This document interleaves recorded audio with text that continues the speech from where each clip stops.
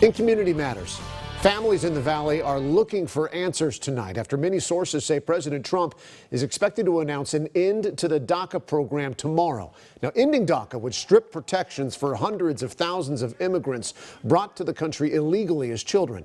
Our Oscar Maciel joining us in the newsroom here. So, Oscar, if this happens, what options would they have?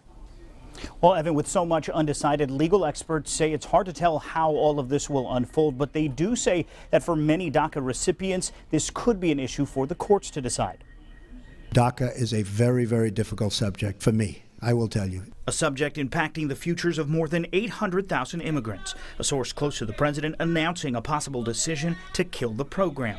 People standing in support of DACA in rallies all across the country. Here in Fresno, attorneys using their voices to remind DACA recipients of their rights. They would have a right to a hearing. Jessica Smith-Bobadilla, one of several trying to understand what a loss of protections would mean, urging clients to get help before agreeing to anything. They seek the hearings, that they don't sign to go back to their home country if they somehow end up in ICE custody and are startled. She says deportation is the biggest fear for many recipients, but others believe that won't happen. Courts don't have the resources for that, and the ICE agency doesn't have resources for that. Nathan Brown specializes in immigration law. He says the government would be bogged down by lawsuits. That would easily double or triple the waiting time to complete each case. So it would be an absolute disaster. Brown says President Trump is not required to uphold the DREAM Act since it was an executive order. However, some recipients do have an argument in court